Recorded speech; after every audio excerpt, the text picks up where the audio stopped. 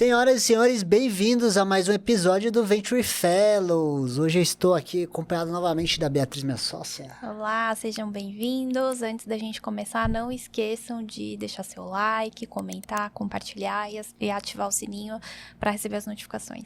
Exato, a primeira temporada está acabando aqui, mas a gente trazendo cada vez gente melhor. Tá difícil despedir vocês dessa primeira temporada, mas a gente trouxe um convidado muito especial. Raízes nordestinas também? Nordestino. Raízes nordestinas, adoro o pessoal do Nordeste, só tem gente boa. Muito bom, seja bem-vindo, Arthur. Obrigado. Você como prefere que eu me apresente aqui? Sim, manda bala, já o som na caixa, pode ir. Beleza. Sou de Recife, morei lá até mais ou menos 17 anos. Durante um tempo morei fora do Brasil, fiz high school no Canadá e na Inglaterra e vim para São Paulo com 17 anos fazer faculdade. Desde então estou aqui, já 14 anos, né? 14 anos que eu tô aqui em São Paulo. O objetivo era vir fazer faculdade e voltar para Recife. Minha família tem negócios lá, então acho que um pouco dessa veia empreendedora de criar alguma coisa sempre teve aí escondido em algum lugar. Mas nunca aconteceu de eu voltar para trabalhar na família e trilhei meio que meu caminho por aqui mesmo, né? Então comecei trabalhando com asset management, fazendo investimentos em bonds high yield, investimentos em renda fixa internacional, principalmente emerging markets. Migrei depois para real estate, né, o setor imobiliário, também investimento, olhando principalmente o setor de hospitality, aí shopping center, hotel, etc. E mais ou menos nessa época eu comecei a fazer investimento anjo com a maioria dos sócios que estão aqui hoje na OneVC, né? E ali eu acho que eu me encontrei no meio do caminho entre finanças e empreendedorismo, e poder ajudar com coisas simples que estavam muito no meu alcance, né? Ajudar a conectar com uma empresa com a outra para ser um cliente, a trazer um investidor, a trazer uma pessoa que pudesse ir trabalhar naquela empresa. Isso era 2014, 2015, então bem o começo aí do venture no Brasil, né? Você já tinha alguns fundos no Brasil, mas o ecossistema ainda era bem incipiente, principalmente no seed capital, que era o que a gente fazia e faz hoje como gestora. Fui trabalhar com tech, fui ter uma experiência com tech que eu achava que era primordial para entender e sentar do outro lado da mesa. Fui para Parafuso, eu já era investidor anjo lá. Parafuso, nem todo mundo conhece, mas é um marketplace de serviços domiciliares ou até hoje ainda é o maior marketplace do Brasil de serviços domiciliares. É um Uber de diarista, vamos assim dizer. Então é o jeito mais fácil de explicar. Fui para lá para fazer uma captação. O Eduardo, que era o CEO na época, que é nosso sócio na OneVC, me chamou para ir para lá para fazer uma captação, falou que era para eu passar 3 meses, eu fiquei 2 anos. Toquei várias áreas lá, B2B, Sales, Operations, abri novas cidades, a gente viu novos modelos de negócio e foi uma experiência muito enriquecedora e humble para eu sentir o outro lado da mesa, né? Não ser só o lado que tem o dinheiro, que tem o capital e então entender como é escalar um negócio difícil com pouco capital, que tem pessoas dos dois lados, marketplace é complicado, ainda mais quando você está cuidando da casa da pessoa, que é uma coisa tão cuidadosa e cada pessoa tem um jeito de querer sua casa limpa. Então, foi 2 anos lá de experiência na Parafuso, até que em 2018 a gente resolveu formalizar a OneVC como ela é hoje, né? Uma gestora de venture, né? Um fundo focado em early stage, muito focado no pre-seed e o seed. A gente faz algumas coisas de Series A, Latam, né? Hoje a gente tem um mandato para fazer América Latina como um todo, mas muito mais focado em Brasil, Colômbia, México, Chile e Uruguai. E, num resumo, é um pouco disso. Então, hoje, 6 anos já de OneVC, indo para o 3º fundo. E aí, essa jornada pré-OneVC foram 72 investimentos anjos. O grupo todo, né? Nós somos, hoje, 6 sócios na OneVC. Mas foi assim que começou e eu nunca acreditei naquela frase de você um dia vai trabalhar com o que você gosta. Eu não acreditava nisso e hoje eu digo que é o contrário. De verdade, eu gosto muito do que eu faço, me encontrei por longo prazo e não tem para mim satisfação melhor do que fazer um novo investimento, ver uma empresa prosperar ou trazer uma pessoa para um time de uma investida nossa. Legal. Desses 72 investimentos anjos que vocês fizeram, você já tem algum case de exit? Quantos são? Não sei se você pode abrir. Posso. Isso posso abrir também da OneVC aqui, não tem nada secreto, não. Desses 72, eu acho que o último número que a gente tinha foram 29 exits. Caramba. Desses 72. E alguns casos mais emblemáticos, Gympass, Quinto Andar, Rappi, algumas empresas que a gente colocou para dentro do fundo, como IDWall, Docket. Diria que esses são os casos mais emblemáticos, eu acho. Eu lembro do seu nome quando eu trabalhava no Gympass. Eu recebia lá os relatórios dos investidores e a gente vinha todas as cópias dos nomes dos investidores e eu falei, Brenan. É um belo dia a gente se conheceu presencialmente, né? Coincidência, exatamente. que legal. Pô, 29 exits é um número muito expressivo, muito bom. Imagino que nem todos sejam sido um baita sucesso. Não. Deve ter tido um write-off ou coisa do tipo. Teve. Eu acho que o número de write-off de cabeça agora eu não tenho, mas eu diria que 13, 14 por aí. Porque esse portfólio Anjo hoje a gente quase não acompanha mais ele, né? Ele é um portfólio que está lá, a gente recebe os updates de algumas coisas, estão lá. Tem algumas coisas que ainda estão maturando e indo bem. Várias empresas pelo meio do caminho que ninguém sabe muito para onde vai, que é natural, é do mercado, é assim que funciona o mundo de venture. Mas foi isso que criou o nosso primeiro track record para levantar o primeiro fundo em 2018. Então foram esses investimentos anjos, principalmente, né, nomes como Gympass, Quinto Andar e Rappi, que fizeram a gente ajudar a criar o primeiro nome e transformar o que são o Arthur, Eduardo, Rafael, todos os sócios em um VC e não mais em anjos. Legal. Legal. Olhando o site de vocês, né, da OneVC, eu vi ali na parte de portfólio que vocês dizem que vocês são bem seletivos e que o fundo de vocês tende a ser um pouco mais concentrado. Isso. Também, se você puder abrir pra gente, não sei Lógico. se você consegue abrir o que seria, né, essa concentração. Tá. E também como que isso conversa com dados, por exemplo, do CB Insights, que a gente vê ali que 1% das empresas que recebem seed vão virar um unicórnio, né? Como que essa conta fecha? Legal, ótima pergunta. A gente tem mesmo essa cabeça de fazer menos investimentos que a média de um fundo de seed. Então, se você for pegar até dados do próprio CB Insights, na média um fundo de seed ele vai fazer 40, 50, 60 investimentos. A gente faz de 20 a 25. Então, um terço ou até metade do que um fundo normalmente faz. Porque a gente acredita muito no processo, não só de diligência, que a gente vai bem a fundo. Então, a gente pode se considerar que a gente é um dos fundos de seed bem diligente, que a gente já perdeu deals por a gente ter um pouco, assim, essa velocidade não tão rápida para tomar decisões, mas a gente vai muito a fundo e quando a gente investe numa empresa, a gente fica muito perto de cada investida. E aí, um dos grandes motivos de eu não ter 50 empresas no portfólio é que eu não tenho braço, não vou conseguir ajudar da maneira que eu me proponho. Então, o grande motivo a gente acredita que, né, se você for olhar, né, os grandes pensadores de investimento, né, portfólios concentrados tendem a gerar outsized returns. Então, é muito do que a gente pensa, é muito do que a gente acredita. E sim, eu tenho poucas chances para errar aqui, mas aí também se eu tiver 1, 2 acertos, eu já tô meio que safe, pelo menos, de retornar ao fundo. Então, é um pouco disso. Nessa jornada, você já conseguiu identificar alguma correlação dos investimentos que você fez em termos de talentos, tamanho de mercado, produto, alguma coisa em específico que você fala, poxa, esse padrão estou percebendo nos nossos cases de sucesso aqui da OneVC? Eu acho que você tem um pouco de reconhecimento de padrão em time. Eu acho que time... acho que tem uma frase que todo alocador de real estate fala, que é location, location, location. Isso é o que mais importa em real estate, você estar no local certo. Para mim, venture capital é time, time, time. Então, acho que todo mundo fala isso, mas a gente leva isso muito, muito ao pé da letra. Então, experiências passadas para a gente é muito importante. E não que sejam experiências que, vamos dizer, eu vou investir numa empresa de seguro, que seja um cara que veio do mercado de seguro.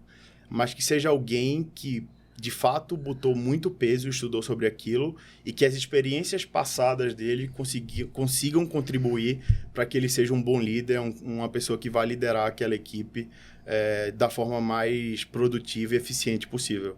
Então, para mim, o maior padrão de reconhecimento é a qualidade do time. onde você já trabalhou, onde você estudou, se você fez MBA numa boa escola, se você já liderou a equipe, passou numa empresa de hypergrowth, trabalhou numa grande consultoria, num grande banco de investimento. Isso pra gente, pra mim principalmente, é o maior padrão de reconhecimento. Você tem outros que você vai vendo ao longo do caminho, né? Teses que funcionam muito bem no Brasil, principalmente fintech, eu acho, né? Acho que a gente é um expoente de fintech, pelo tudo que a gente já passou no passado, hiperinflação, taxa de juros, etc. Mas, para mim, o maior padrão de reconhecimento é time. Eu acho que um bom time vai ajeitar o produto.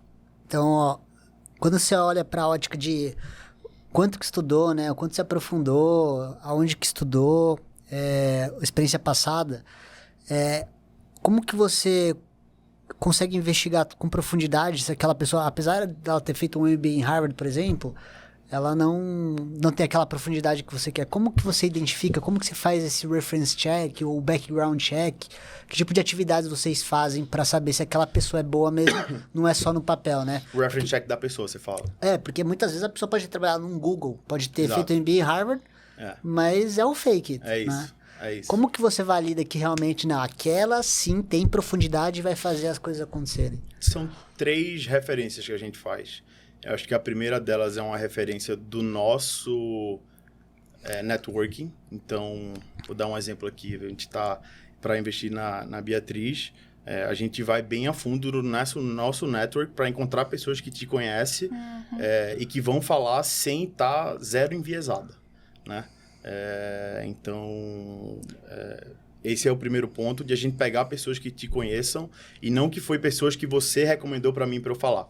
O segundo ponto é eu pegar pessoas que você recomendou para eu falar e aí eu vou muito a fundo nessa pessoa para entender pontos positivos, pontos negativos, pontos de melhoria, como era essa pessoa liderando, você contrataria essa pessoa de novo, você investiria nessa pessoa. Então, são perguntas que a gente faz que eu consigo pegar pela resposta, mesmo sendo uma pessoa próxima, se tem alguma coisa ali faltando ou não. E eu acho que o terceiro ponto que a gente faz aqui muito de reference check é de procurar pessoas que trabalharam com essas pessoas, né? E muito atrás de, entender como era essa pessoa como um líder, era inspirador, como é que ele era. A gente já chegou a fazer referência com o professor de faculdade de pessoas. Então, é nesse nível que a gente chega. Mas imagino que você talvez fosse um founder um pouco mais novo, né? Ou não, seria... Exato, sim. Legal. Pô, legal, são 3 tipos de reference check. Então, o primeiro reference check é aquele que você vai na raça achar alguém do network que conhece, sem que a pessoa esteja sabendo. É isso. O segundo seria aquele que, beleza, você vai pedir pra mim, eu vou te dar a referência, e você fala com a referência daquela pessoa, até pra ter a chance de se defender, de certa forma, vai. Exato. E o terceiro, que é procurar as pessoas que trabalharam antes. Então, trabalharam com elas, que foram pares, que foram chefes, de fato, pessoas que tiveram relações diretas com essa pessoa no trabalho, na faculdade, no MBA, entender isso. Então, eu acho que o reference check de pessoas é o que a gente hoje gasta mais tempo quando a gente está fazendo a diligência de um investimento. E quantas % dessas pessoas tomam bomba na sua prova de reference check? Eu acho que, se você for olhar puramente por time, é difícil de dizer um número, né? Mas se você parar para pensar, a gente tem um número que a gente investe na média em 2% do que a gente olha. Nossa. Mas aí tem vários motivos por eu ter passado aquela oportunidade, né? Sim. Alguns desses motivos acontecem por causa do time, que a gente não achou que era o time certo para aquela tese. Às vezes é por causa do mercado, às vezes é por causa do produto, etc. Eu não consigo te dizer com precisão esse número, mas a maioria é por causa de time. A gente, às vezes, acha uma tese fantástica, a gente fala, cara, talvez isso aqui não seja o cavalo certo para essa corrida. Então, vamos esperar. E esses 72 investimentos anjos deu muito aprendizado para a gente de que o que a gente deveria fazer. Eu acho que um caso emblemático é o Gympass. O Gympass, quando começou com o César lá com o modelo B2C, quem não teve a visão, e eu não tive, meus sócios, alguns deles que investiram tiveram, e é um dos meus maiores arrependimentos como investidor de não ter investido no Gympass diretamente no começo, depois eu investi. Sim. Foi de eu achar que o time era fantástico, mas eu falei, esse produto talvez não seja o melhor. E, vamos dizer, eu estava certo, mas depois logo o César foi para o B2B e transformou o Gympass no que é o Gympass hoje. Então, a gente tem que dar esse voto de confiança pro founder de que ele vai acertar, independente do que ele tá fazendo nesse primeiro produto. E a gente até corrigir, né? Porque o Gympass mudou de nome, recentemente virou Well Hub. Né? Exato, que vai demorar um pouquinho Vai demorar pra costume, pra mudar o nome. Legal. E você comentou que vocês têm esse hábito de acompanhar muito de perto, né, as investidas de vocês. Como que é o dia a dia? Legal. Como que é essa interação? A gente tem muito assim, né? Cada empresa, a gente fala que tem um owner dentro da OneVC, né? Uhum. Então, normalmente é um sócio ou uma pessoa mais sênior do time, que de fato ela tem a responsabilidade de ser o ponto de contato direto com essa investida. Quando é uma empresa muito inicial, no pre-seed, no seed, esses touch points normalmente são mensais, a cada 2 meses. À medida que essa empresa vai crescendo, isso vai se tornando, de a gente estar no board ou não, esses touch points vão se tornando trimestrais, de uma forma mais formal pelo board, mas a gente tem grupo de WhatsApp, grupo de Slack com todas as investidas, onde a gente está sempre falando e perguntando, tipo assim, puta, o que vocês estão precisando agora? E já virou uma coisa até natural. Como eles já sabem que a gente tem muito esse foco na parte de contratação de talento, nessa parte mais de estratégia, fundraising, eles já vêm até a gente com as demandas e os pedidos que a gente tem, e até por isso que a gente hoje tem um time de value creation, de portfólio suporte, só para fazer isso. Então, é um caminho muito que acontece de forma espontânea e natural, de tanto a investida vir falar com a gente, de como a gente falar. A gente falou, eles mandam no update que estão precisando de um CPO. A gente monta uma lista de 15, 20 CPOs, falou, tá aqui uma lista de 15, 20 CPOs que a gente conhece, vamos começar a entrevistar e entender se faz sentido algum para vocês. Legal, então vocês fazem um trabalho de headhunter também internamente. Quase um trabalho de headhunter. A gente não quer nunca, vamos dizer assim, ser uma consultoria de headhunter, porque não é isso que a gente nasceu aqui para fazer, mas a gente viu que a gente achou um gap, um edge aqui no mercado, que a gente consegue nessa parte de trazer senior talent, trazer C-level, pessoas chaves para as investidas, é um ganha-ganha-ganha, né, para todo mundo. Legal. E aí, quando você olha em Value Creation da OneVC para startups, vocês entram em Pre-Seed e Seed, né? Cada fundo de vocês investe em 20, 25 startups. Isso. Vocês são em quantas pessoas hoje? São 6 sócios, né? Que você falou? Nós somos 6 sócios. Dos 6 sócios, 2 não estão full-time na operação, né? Que é o Rafael e o Alexandre. Tem eu, o Bruno, o Rodrigo Cartolano e o Eduardo como sócios. E aí a gente tem a Carla, Isa, Alice e o Gui. É isso. Então, nós somos 10 pessoas no total, sendo 8 pessoas que estão full-time. E a gente deve aí trazer mais 1 ou 2 pessoas esse ano para o time. Legal. E aí vocês ficam mais próximos dessa startup por um prazo de 2 anos. Depois a startup... Não, até mais. Vocês até ficam mais. bem próximos, mais que isso. Até mais. Porque eu fico pensando, qual que será que é o nível de relacionamento, né? Dado que são 24 por fundo, vocês estão indo para o terceiro fundo. Isso. Vocês vão ter em breve 75 startups para 10 pessoas. 7 startups para cada pessoa, vai ficar puxado de certa forma. O que acontece você tá certo, seu pensamento está totalmente correto. O prazo que a gente fica mais próximo é que é um pouco mais longo, né? Então, normalmente 3, 4, 5 anos que a gente fica próximo de cada investida. E o que acontece no meio do caminho algumas empresas vão morrer, algumas empresas vão ser vendidas, e isso abre espaço para novas empresas entrarem no lugar dessas, né? E outras empresas vão crescer. Posso dar o caso aqui de uma empresa nossa como a Cove, que já está no seu Series D, eu acho, que a gente não está mais no board, a gente fazia parte do board. Então é como se tivesse um novo pai lá. Os novos fundos que estão lá hoje em dia estão muito mais próximos do que a gente está. A gente ainda tem interlocução com a Ademar, com o time de lá, sim. Mas é muito menor do que o que a gente tinha 2, 3 anos atrás. Então isso abre espaço para a gente botar uma nova empresa e cada um cuidar, ter um novo owner. Legal. Legal. Bom, a gente sabe que a gente está passando por um momento de mais dificuldade, né, na captação pelos fundadores. Então, pensando aí no contexto do que vocês olham no pitch, você já reforçou essa questão do time, né? Mas quais seriam as dicas de ouro aí para os fundadores que estão precisando captar? Eu acho que tem que estar muito bem preparado. Eu acho que uma coisa que a gente vê, às vezes... Eu acho que a gente viveu um pouco de um... Não vou dizer até para uma loucura do que a gente viveu em 2021, 2022... em termos de quase qualquer ideia era funded, né? Você tinha um excesso de capital no mercado, você tinha muita gente querendo empreender, mas nem sempre as melhores teses. E aí os valuations subiram muito e a gente viveu um mercado complicado, assim. A gente deixou de fazer muita coisa, a gente fez coisa cara, a gente sabe disso, ninguém tá aqui para dizer, não, a gente só fez coisa barata, a gente deixou de fazer. Não, a gente pagou coisa cara, que a gente acredita que essas empresas vão progredir, vamos dizer assim, grow into the valuation e vai dar certo. Mas se eu puder dar uma dica hoje para os empreendedores, se preparar muito, ter o pitch muito afiado, ter um puta time de co-founder. Isso eu não recomendo para ninguém ser um solo co-founder. É muito doloroso a jornada, é muito complicado. Você precisa ter alguém para compartilhar. E eu acho que essa parte de se preparar para vender não é só o pitch, é para tudo.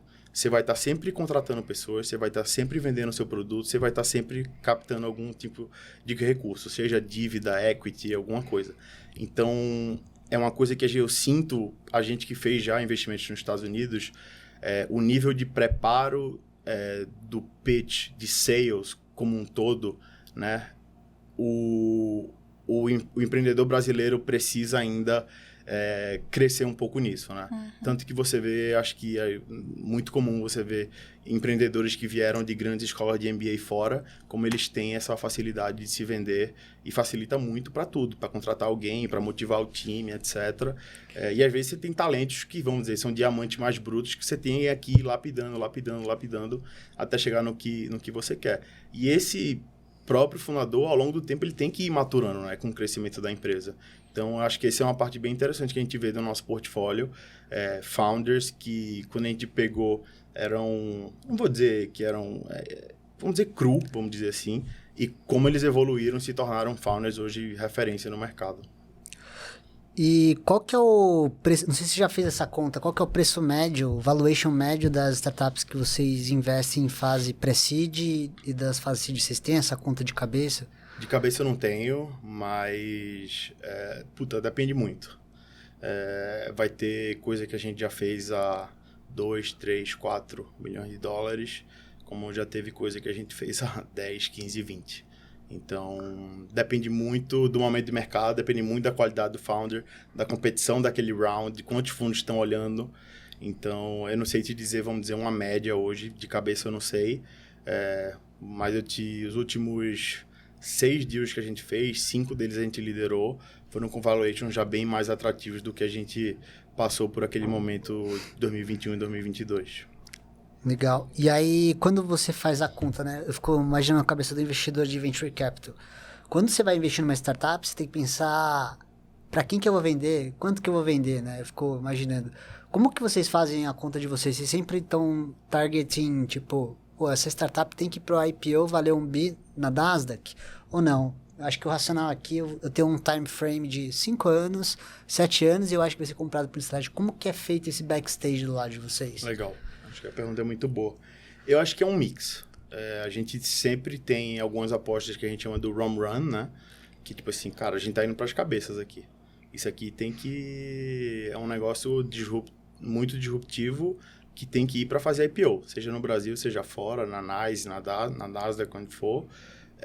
Como tem casos que a gente sabe que, não, isso aqui é uma empresa interessante, que talvez a gente vai ter um holding period aqui de 5, 6, 7 anos, isso vai ser comprado por um estratégico, e aí o preço de entrada conta muito aqui nesse ponto, né? Conta qual é o preço que a gente vai entrar, sabendo que esse é um deal que vai ser comprado por um estratégico e talvez não vai ser um IPO para fazer o retorno que a gente precisa. Todo investimento que a gente faz, a gente pensa que ele tem que retornar ao fundo. Então, todo o primeiro investimento que a gente faz, ele tem que retornar, a cabeça da gente é que ele retorne ao fundo.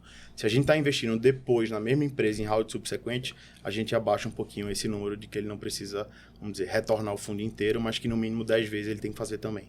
Legal. Então, vocês colocam mais ou menos qual faixa de retorno para o investidor ao ano? Você está falando aqui uns 30% ao ano? É difícil eu te falar um número, Milton, de tipo assim...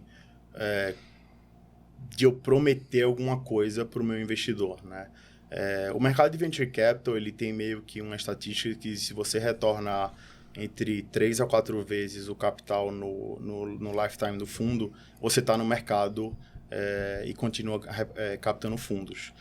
A gente mira mais que isso, lógico, né? A gente quer ser top quartile e a gente acha que a gente está nesse top quartile com o nosso fundo 1 e nosso fundo 2, mesmo ele ainda estando num processo aí, fundo 1 agora num processo de desinvestimento e o fundo 2 no finalzinho do processo de investimento, mas não tem, eu não prometo um número para o meu investidor. Até porque ele sabe que é um ativo de alto risco, de alta liquidez e que a gente sabe que pode dar errado. Né? Então, eu não estou aqui nunca tentando vender para o meu investidor um produto que ele acha que é garantia que ele vai ganhar dinheiro ou que ele vai ganhar muito dinheiro. Entendi. Só complementando essa pergunta, eu como empreendedor, o que você recomenda que esse empreendedor faça antes de conversar com vocês? Porque eu fico pensando, ele é um fundo, ele vai ter que dar o retorno para os investidores deles, né? Para os LPs. E ele... Na cabeça dele pode ser que ele tenha uma cabeça, pô, eu vou pro IPO. E na sua cabeça pode ser que você tenha uma cabeça, putz, ele não vai pro IPO. Como que você vê essa agenda entre empreendedor e fundo de VC para entrar num consenso e falar assim, a gente vai namorar aqui e esse namoro tem prazo? Porque o fundo tem prazo. Tem prazo. Né? Como que é essa conversa e o que você recomenda para o empreendedor ir preparado para conversar com o VC? Eu acho que a gente tem que estar muito alinhado entre os dois lados qual é o end goal. Tipo, eu chegar para você e, putz, qual é o teu end goal aqui? É IPO, você fala, se a gente acreditar que acho que dá pra sair namoro aqui. Mas se você chegar pra mim, meu end goal, putz, eu vejo como uma oportunidade boa, mas eu sei que é um mercado líquido que vai ter potencial saída pra estratégia, se eu tiver ok com isso, vamos embora também. Então, eu acho que você tá combinado. O famoso combinado não sai caro. Sim. De eu pensar uma coisa, de que você querer IPO e no meio do caminho você sair por um exit que, pra mim, retorna, vamos dizer, um bom capital, mas não é o retorno esperado, ou o contrário, que eu acho que é pior ainda, né? O cara tá esperando um IPO e a gente fala, putz, eu acho muito difícil isso aqui sair para IPO, e aí a pessoa fica na insistência e é pior ainda. Legal, eu falo isso, mas porque a gente vai em alguns eventos e o que eu sempre escuto, principalmente dos investidores, fala assim, não, eu não invisto aquele cara que quer vender o negócio amanhã, né? Aquele empreendedor, eu quero aquele cara de 1 bilhão. Mas se você for ver na lógica, é isso que eu te falei, vai ter negócio que não tem segredo, o cara não vai ter que ir pro IPO. E às vezes quando o dinheiro aparece na mesa, isso muda totalmente, muda totalmente. A gente tem um pouco essa cabeça, eu quero que esteja aqui por longo prazo, pelo prazo do fundo, mas quando o dinheiro aparece na mesa do empreendedor, a gente tem que ser racional. A gente sabe que é uma mudança de vida para os empreendedores. E eu não vou impedir o cara de vender, porque eu tenho que dizer, não, vai para o IPO. A gente falou, será que não vale a pena segurar mais um ano, conseguir uma venda melhor e tal? Pode ser que a gente chegue a conversar sobre isso. Mas eu dizer, não vende, a gente não faz isso. Legal. Você comentou que os nossos empreendedores ainda podem aprender muito na questão do pitch, né? A gente esteve em Chicago também recentemente, a gente assistiu uma aula lá em Chicago Bulls e a gente também percebe, assim, né, a diferença da grandiosidade do mercado. O que mais que, na visão de vocês, a gente pode aprender com o pessoal lá fora? O que seriam os grandes gaps, né? A gente tem muitas fortalezas, então, por exemplo, o empreendedor brasileiro não desiste nunca, a gente já falou isso aqui algumas vezes, mas a gente sabe também que tem coisas que podem melhorar. Além dessa questão do pitch, que mais que a gente poderia se inspirar lá fora? Eu acho que liderança, montagem de time. Eu vejo muito claro que às vezes a gente tem empreendedores que eles são muito bons do 0 a 1 e empreendedores que são muito bons de escalar, do 1 ao 10. Nos Estados Unidos, normalmente você tem um complemento, não só nos Estados Unidos, e aí eu digo mais os Estados Unidos porque é o benchmark que a gente usa mais, onde a gente está mais próximo. É um empreendedor um pouco mais completo na jornada como um todo. E tá ok, tá? Uhum. Tem empreendedor que vai ser muito bom do 0 a 1, agora ele tem que saber que no 1 ele tem que trazer uma pessoa que vai meio que substituir ou ficar do lado dele para levar do 1 ao 10. Ou o contrário, o cara é muito bom do 1 ao 10 e ele vai ter um cara lá que é muito bom só para começar, tirar do zero, fazer o product market fit e aí vir esse cara e assumir. Então, de novo, o combinado não sai caro. Então, eu acho que falta um pouco desse... esse foco de saber liderar time grande, de saber motivar time grande. E eu sei que é difícil. Eu acho que eu não seria um bom founder. Assim, hoje na OneVC a gente com 10 pessoas, Eu acho ótimo o tamanho que a gente tem. Então, assim, não me imagino nunca tendo uma empresa de 50, 100 pessoas. Então, assim, são outros skills, são outras coisas que você precisa. Mas eu acho que, tipo assim, é você saber até onde você pode ir e tentar se desenvolver para conseguir que você seja, né, esse líder de uma empresa de hypergrowth, de 200, 300, 400 pessoas. Eu tenho outras duas perguntas, essas são boas. A gente tem 10 anos de mercado de Venture Capital no Brasil na prática, né? Se pegar 2010 para frente que a gente começou a fazer alguma coisa, os Estados Unidos já tem mais de 60 anos de história de Venture Capital. É algo novo. Eu mesmo na faculdade eu não tive nenhuma aula que me ensina como que era o fundraising. Como que eu faço fundraising? Eu preciso captar dinheiro para 18 meses, 24 meses? O que é run? O que é run rate? O que é essas... Enfim, N siglas, né? Que a gente tem, inclusive, nesse livro aqui da Bruna Lousada, que é minha colega de faculdade. E a dúvida é, você vê uma deficiência grande ainda nos empreendedores brasileiros em termos de finanças para startup, do tipo, eu acho que ele não fez a conta certa porque ele não vai conseguir, com essa grana, fazer o que ele está vendendo aqui para mim, né? Como que você enxerga isso? Ou só chega as bolas redondas mesmo para vocês? Não. Chega muita bola quadrada. Mas eu acho que nessa parte de finanças eu não vejo um gap no Brasil muito grande, não. Eu acho que, pelo contrário, a gente tem empreendedores que sabem muito operar sendo frugal. Então, eu acho que essa parte de finanças, eu acho que o que acontece é, às vezes, você tá esperando que vai entrar um contrato muito grande, e aí não entra, e aí você aperta, e aí você tem que fazer um layoff. Isso acontece às vezes, mas na maioria das vezes a gente não vê que a empresa quebrou por falta de planejamento financeiro ou porque o cara não soube controlar o caixa, vamos dizer, na ponta dos dedos, né? Então, eu não vejo isso como um grande problema aqui no Brasil, não.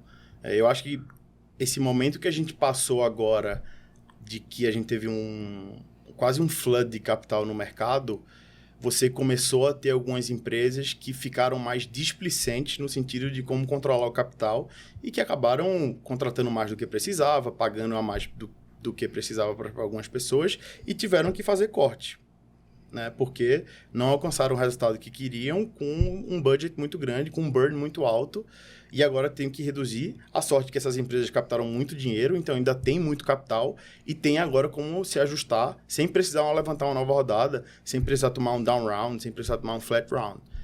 Mas eu acho que nessa parte de finanças, eu acho que o brasileiro tá bem, eu acho. Legal. E a segunda que eu ia perguntar para você, nos investimentos que vocês fazem, né? Se vocês têm um controle de origem do deal flow, né? Porque imagina, deve ter um monte de gente que manda pitch para você no e-mail, no site da OneVC, usa diversas ferramentas ou formas para chegar até vocês. Mas eu tenho a hipótese que no final é tudo network, né? Que não, a gente só investe, né? 100% das startups que vocês investiram foram via network? Ou tem alguma que foi cold call, de certa forma, vai? Eu acho que cold call direto, de que o cara mandou no e-mail ou que chegou no site da OneVC, nenhuma. Acho que já teve coisa de que, vamos dizer, teve Y Combinator. A gente não conhecia a empresa, não tinha um network, mas a gente sabia que tinha um selo ali por trás. Mas todo o resto, network. E principalmente network dos nossos founders. Eu acho que esse é o caminho mais forte e é onde a gente investe bastante de que chegou qualquer coisa para os nossos founders, manda para cá. Que a gente analisa e se você quiser investir, você investe com a gente. Então, o Tier 1 de indicações são os founders que vocês já investiram no passado. Total. Teria algum Tier 2 que se destaca também nesse bolo? Eu acho que pessoas que trabalharam em investidas nossas. Interessante. Obrigado. É só curiosidade mesmo. A gente vira e mexe, trabalha com rede de anjos, né? No próprio Fé Angels, que eu ajudei a fundar. O case de maior sucesso até hoje do Fé Angels foi isso que você falou, network de fundador de uma startup que foi investida de um outro fundo, né? Foi o caso, foi da Conta Simples. Posso até falar aqui, o Sim. Rodrigão vai vir aqui também nos Gente próximos episódios. Mas realmente eu vejo que o network tem um efeito muito grande mesmo. E eu sou muito acessado também no LinkedIn, acho que a maioria dos investidores anjos também são, mas no final, quando é apresentado, ou tem um selo de um Y Combinator, ou mesmo da própria Ace, né, no passado, não sei como que a Ace está se portando agora, mas são... Mas eu diria que 97% veio de indicação de alguém, seja de um investidor anjo, seja de um founder nosso, de uma pessoa próxima... alguém estudou com alguém no MBA, alguém trabalhou com alguém numa startup. É sempre uma indicação de uma pessoa conhecida, na grande maioria. Acho que uma outra pergunta que é interessante para os founders que estão assistindo a gente, como que ele faz para receber... Como que funciona a due diligence na prática? Né? A gente fala, tá rolando a due diligence. Pô, puta nome bonito, mas... Que katsu é due diligence, né? Para não falar outra palavra aqui. Como que é na prática? Como que funciona a due diligence de vocês depois que vocês... Beleza, vou investir. Como que é o que funciona? Você diz a due diligence pós-investimento? Não, pré-investimento. Pré-investimento, né? Isso, tipo assim, quando eu conheço o founder. Isso. Você conhece o founder, você falou assim, putz, beleza, vou investir, mas na hora de investir você tem que fazer alguns trâmites aí para ver se tá tudo certo a casa, né? A grande maioria de quando a gente dá o ok pro founder, dizendo assim, ó, a gente quer investir, a diligência tá pronta já. Tá. Então, tipo assim, vai ter alguma coisa legal, alguma coisa para ver se não tem nenhum débito fiscal, tributário, alguma coisa assim. Mas são coisas simples, porque a gente tá investindo em empresas super jovens, né? Tem vezes que nem existe o CNPJ direito. Então, tipo assim, a coisa que tem um pouco mais de burocracia é fazer o flip, né? Abrir o Delaware, abrir o Cayman na estrutura lá fora. Mas a parte de due diligence que a gente fala é muito mais pré-investimento. É muito mais como eu comentei no começo da conversa aqui. São fazer as referências, entender o potencial de mercado, competidores. Isso pra gente é due diligence. O due diligence, depois que eu falo pro cara, a gente quer entrar, o cheque é de tanto, vamos negociar os termos, é muito mais um padrão de... que não tem nenhum red flag na empresa, não tem uma dívida trabalhista, não tem nenhum problema ali mais cabeludo com os fundadores ou com a investida que a gente está olhando, sabe? Muito bom. Perfeito. Bom, infelizmente a gente está chegando ao final, passou muito rápido, mas a gente sempre pede para os nossos convidados indicarem um livro, um filme, uma série que tenha gostado. Legal. Teve um livro que eu li recentemente que eu gostei muito, né? Você até comentou que o empreendedor brasileiro ele não desiste nunca. Uhum. E esse livro é justamente para falar o contrário. É um livro que chama Quit. É um livro da Annie Duke. Ela era uma ex-jogadora de pôquer profissional e professora de ciência comportamental. O que ela fala você tem que saber quando sair de algumas situações, né? Então, o nome do livro é Quit, The Power of Knowing When to Walk Away. E ela dá vários exemplos, desde quando ela era jogadora de pôquer, a um atleta que vai tentar uma jogada no último minuto, ou a um empreendedor que, porque ele viu já que alguém deu muito certo, ele vai se esforçar ao máximo por 10, 15, 20 anos para fazer aquilo dar certo, e que às vezes não, você tem que let it go, tem que abrir mão daquilo, não tá dando certo, vamos parar e vamos tentar fazer outra coisa. Então, eu acho que é um livro que funciona para todo mundo, né? Sim. Funciona para fundadores, para fundos, pessoas que estão trabalhando no lugar e não estão tão felizes por estar lá e saber até que ponto eu deveria ficar. Então, é um livro bem prático e é uma coisa até estranha, né? Porque, tipo, você normalmente fala de perseverança, continuar, vamos tentar, e ela fala, não, alguma hora você tem que jogar a toalha. Então, alguma hora você tem que baixar a mão do poker e dizer, tô fora, fold aqui. Sim, vou mais além, até na vida pessoal, às vezes, né? Exatamente. É uma reflexão, é uma provocação muito boa. Gostei. Muito bom. Vou aproveitar deixa. Você falou de quit, você já investiu em algum empreendedor que deu errado? Antes, né? Vários. Faz parte, né? Então, faz parte da vida, hein, galera? Então, faz parte da vida, pessoal. Não tenho medo de desistir, mas também vamos lutar bastante. Né? É isso aí. Obrigada, Arthur. Imagina, foi um prazer receber você. Muito obrigado, Arthur. Seja bem-vindo sempre ao Venture Fellow. Se precisar da gente, contratar a gente também. Eu sei que vocês têm os seus especialistas, nós também somos. Não, a gente precisa. A gente só faz coisa mais muito específica, C-level. Legal saber que vocês estão fazendo isso. A gente pode conectar com certeza. Legal. Pessoal, não deixem de dar o joinha, o like, compartilhar. Lembra que essa é a última temporada. A segunda só vai ter se vocês ajudarem a divulgar esse trabalho, tá bom? Então, um abraço para todos. Vejo vocês no próximo episódio.